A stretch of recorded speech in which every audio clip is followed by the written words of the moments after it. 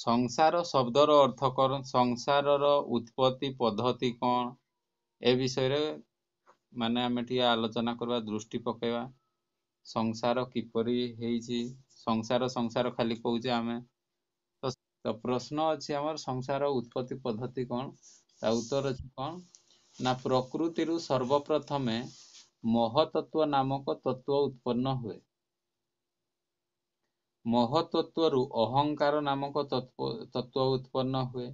अहंकार रु पंच तन्मात्र एवं एकादश इंद्रिय तैयारी हुए। तन्मात्र रु पंच महाभूत उत्पन्न हुए। पंच महाभूत रु ए संसार तैयारी हुए कहले। ए भितरे अनेक जिनिस हमर रहुची, यार प्रत्येक गोटे गोटे अर्थ को बुझिबा पई आगु आमे पढ़िबा। महतत्व शब्द बहुत लोक माने हमर कोन हमर जते जण अछंती से भितरु महतत्व रो शब्द रो अर्थ जानि नथिबे, तत्व कइले कोन जानि नथिबे, अहंकार कोन जानि नथिबे। से अहंकारी व्यक्ति खाली आमे जानिचे। तापरे पंच तन्मात्रा ये गुटे नुआ शब्द आसिला। सही परिका इंद्रिय तन्मात्र रु पंच महाभूत, पंच महाभूत रु ए संसार तैयारी। तो याकू आउ थरे पुणी मु रिपीट कर दूची, संसार उत्पत्ति रो पद्धति कोन बोली प्रश्न अछि। ता उत्तर हला प्रकृति रु सर्वप्रथमे महतत्व नामक तत्व उत्पन्न हुए।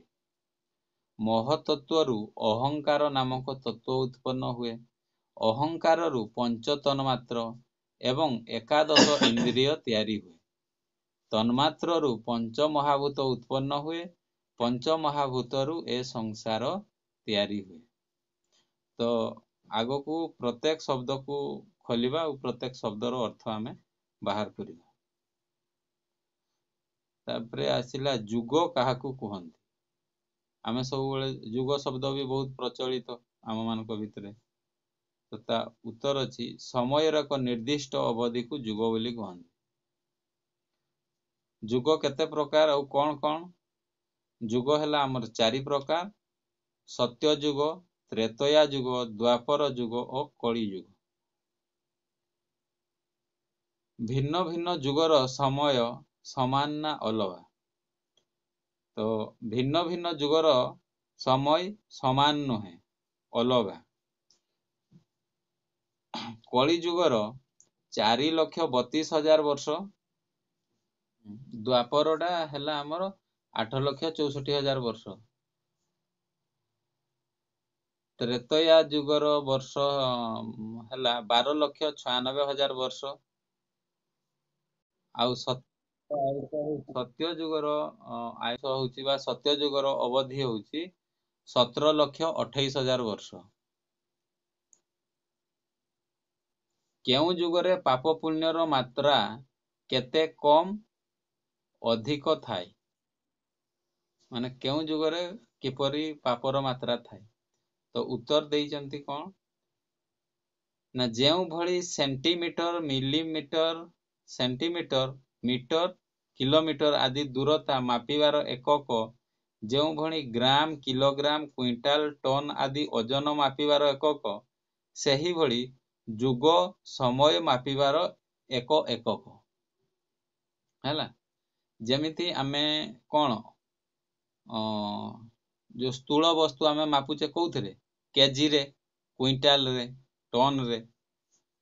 आउ कोन तरल पदार्थ आमे लीटर रे मापुचे। ठीक सही परी समय को मापिबार एकक हैला जुग हैला। एहा एक पुण्य पापर कोनोसी संबंध नाही गला। ए जुग को मापिबा पई कोनोसी पुण्य पाप सहित कोनोसी संबंध नाही। जुग जगु धर्म अधर्म पुण्य पाप हुए नाही हैला। जुग जगु पुण्य आउ पाप हुए नाही, धर्म अधर्म हुए नाही। कोन कहले आगु को ना पुण्य पाप मनुष्यर कर्म उपरे आधारित। मनुष्यर कर्म उपरे कोन आधारित कहले। प्रत्येक जुगरे भल मंद उभय प्रकार व्यक्ति थांती। प्रत्येक जुगरे भल मंद, सत्य जुगरे भी भल मंद व्यक्ति अछंती, त्रेतया रे भी भल मंद, द्वापर रे भी भल मंद लोक अछंती, कली जुगरे भी भल मंदर ବ୍ୟକ୍ତି ଅଛନ୍ତି। ଏଣୁ ପ୍ରତ୍ୟେକ କାଳରେ ଧର୍ମ ଅଧର୍ମ ଉଭୟ ପ୍ରବୃତ୍ତି ଚାଲିଥାଏ। ତେଣୁ କୌଣସି ଯୁଗରେ ପାପ ପୁଣ୍ୟ କମ୍ ଅଧିକ ହେବାର କୌଣସି ନିଶ୍ଚିତ ନିୟମ ନାହିଁ। ହେଲା, ଆମର ମନରେ ଆମେ ସବୁବେଳେ କହୁଛେ, ଆଲୋଚନା କହୁଛେ ଯେ କେତେବେଳେ କିଏ ଯଦି କହୁଛି ବର୍ତ୍ତମାନ ବହୁତ ପାପ ବଢିଗଲାନି, ଆଉ ଜଣେ ଥିବ ଯେ କହିଦେବ ଇଏ ପୁରା କଳି ଯୁଗ। ହେଲା, ତ ସେମିତି କିଛି ନୁହଁ। ସତ୍ୟ ଯୁଗରେ ବି ଅଧର୍ମୀ ଥିଲେ, ସତ୍ୟ ଯୁଗରେ ବି ଆଉ ଏ କଳି ଯୁଗ ପରିକା ସବୁ ଚାଲିଥିଲା। ତ ସତ୍ୟ ଯୁଗରେ ବି କିଛି ମହାନ ବ୍ୟକ୍ତି ଥିଲେ, ମହାପୁରୁଷ ଥିଲେ, ଆଉ କଳି ଯୁଗରେ ବି ସେମିତି ସାଧୁ ସନ୍ଥ ସନ୍ନ୍ୟାସୀ ମହାପୁରୁଷ ଅଛନ୍ତି, ଯୋଉ ଦ୍ୱାରା ଧର୍ମର କଣ କୁହାଯାଏ, ଧର୍ମର ମୂଳ ଆଧାର ସ୍ଥିର ହେଇକି ଅଛି ଏବେ ବି। ହେଲା, ତ ସେହି ପରିକା ଆମର ଚାରି ଯୁଗରେ ମାନେ ଉତ୍ତମ ଆଉ ଅଧମ ବ୍ୟକ୍ତି ଥାନ୍ତି।